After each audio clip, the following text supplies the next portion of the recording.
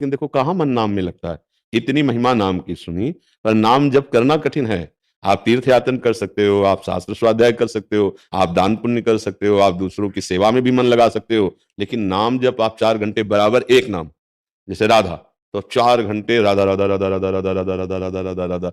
हमें तो अभी 24 घंटे पहुंचना है निरंतर, पर 4 घंटे 24 घंटे में आप देखो निरंतर करके मन जो है वो आकाश पाताल की एक कर देगा। आप देखो तो जब के थोड़ी देर राधा नाम जपा, थोड़ी देर ये किया, थोड़ी ऐसे तो लग जाएगा, लेकिन 4 घंटे, 3 घंटे, 2 घंटे या 1 घंटे कुछ नहीं बोलेंगे, केवल राधा राधा राधा राधा।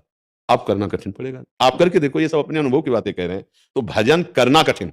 अब भजन जैसे हो गया तो गुदगुदी होती है कि हम तो 21 माला रोज गुरु मंत्र के करते और घंटा भर नाम कीर्तन करते हैं। अपना गुणाभिमान तब माना जाएगा जब दूसरे पे दर्शन हो, क्या यार नरक तुल्य जीवन व्यतीत कर रहे हैं, ऐसे करते हैं। देखो वो गया, बचा नहीं पाए ना। जब ये बात आ गई कि अरे हम क्या भजन, अगर हमें करना होता तो पहले कर लेते, ये तो गुरु कृपा से हो रहा है, ये तो श्री जी की कृपा से हो रहा है, तो वो बच गया। अब पचाना, कोई तुम्हें बहुत प्रतिकूल परिस्थिति पैदा कर दी, अपमान, निंदा, बहुत संकट, अब तुम्हारे मन में कुछ भी हो, तुम्हारा हम देखेंगे, ये दुखी हो, ये परेशान हो, तो क्योंकि भजन है तो गया उसको परेशान करना शुरू कर दिया। पचा नहीं भजन, उल्टी हो गई, खत्म खेल, खत्म खेल। अब वो नाम है, नष्ट नहीं होगा, पर प्रभाव से तो तुमने दुख कर, अब वो बहुत किस जन्म में फिर प्रकट होगा। इसलिए नाम करना जब करना कठिन, उसको बचाना कठिन, उसको बचा के पचाना कठिन।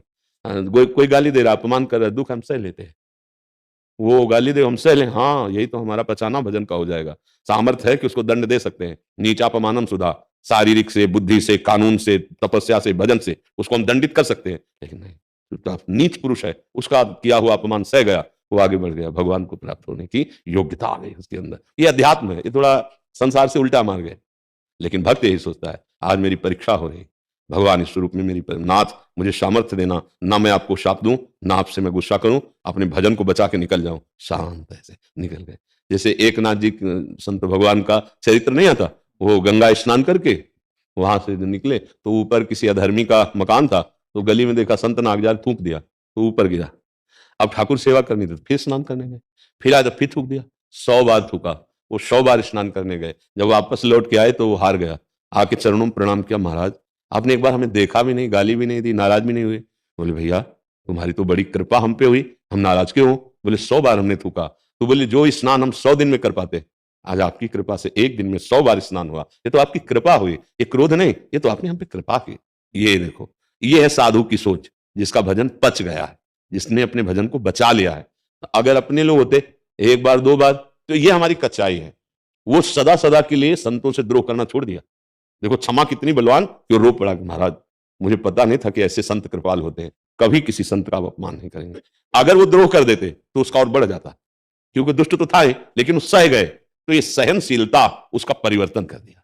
तो ये भजन करना कठिन, करके बचाना कठिन, बचा के पचाना, ये तीनों बातें सत्संग से हो जाती है। संत संग से भजन करने की प्रेरणा मिलती है, और हम कैसे बचाएं इसकी प्रेरणा मिलती है, और कैसे पचता है इसकी भी प्रेरणा मिलती है।